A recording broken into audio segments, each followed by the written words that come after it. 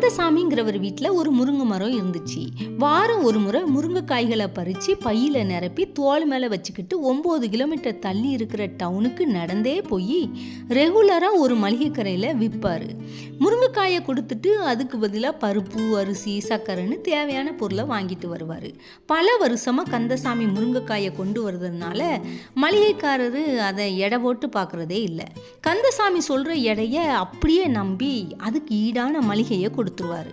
ஒரு நாள் கந்தசாமி 10 கிலோ முருங்கைக்காயை கொடுத்துட்டு அதுக்கான பொருளை வாங்கிட்டு போனார். கொஞ்ச நேரத்தில் ஒரு சமையல்காரரு 10 கிலோ முருங்கைக்காய் வேணும்னு கேட்க, கந்தசாமி கொடுத்த 10 கிலோ முருங்கைக்காயை அப்படியே எடை போட்டு பார்க்க அதில் 9 கிலோ தான் இருந்துச்சு. மளிகைக்காரருக்கு அதிர்ச்சியாக போச்சு. அவருக்கு அன்னைக்கு தூக்கமே வரலை. இவ்வளவு காலமும் ஏமாந்துட்டோமேன்னு கவலைப்பட்டார். அடுத்த முறை கந்தசாமி வந்தால் சும்மா விடக்கூடாது அப்படின்னு ரொம்ப கோபத்தில் இருந்தார். 4 நாள் கழித்து கந்தசாமி சந்தோஷமாக வந்தார்.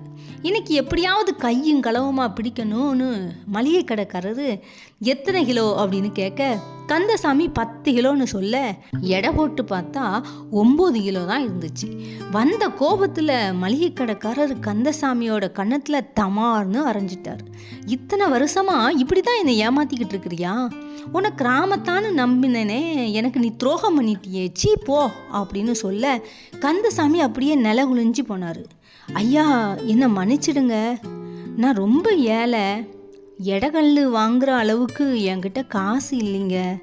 அதனால் ஒவ்வொரு முறையும் நீங்கள் கொடுக்குற மளிகை பொருளை ஒரு தட்டுலையும் முருங்கைக்காயை இன்னொரு தட்டுலையும் வச்சு தான் எடை போட்டு கொண்டு வருவேன். இதை தவிர வேற எதுவும் தெரியாதுங்க ஐயா அப்படின்னு காலை பிடிச்சி மளிகை கடைக்காரருக்கு செருப்பால் அடித்த மாதிரி இருந்துச்சு. தான் செய்த துரோகம் தனக்கே வந்ததை உணர்ந்தார். ஆமாங்க, நம்ம எதை தருகிறோமோ அதுதான் நமக்கு திரும்ப வரும். அதான் பைபிள் சொல்லுது, மனுஷன் எதை விதைக்கிறானோ அதையே அறுப்பான்னு.